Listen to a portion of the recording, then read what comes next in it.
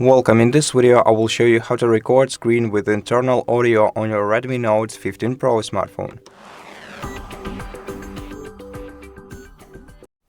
First of all, swipe down the control center and find the screen recording icon right here. And if you don't have it here, tap Edit and then find it in System Toggles.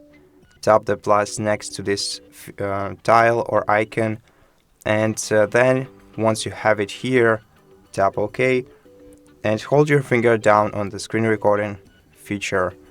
Then you'll be transferred to screen recording settings, and here we're gonna have to select the sound source and switch it to either system if you want to only record the system audio, or both if you want to record both audio from your microphone and from your system, and also give the this app a permission. And then whenever you start a screen recording, it will also record your system sounds.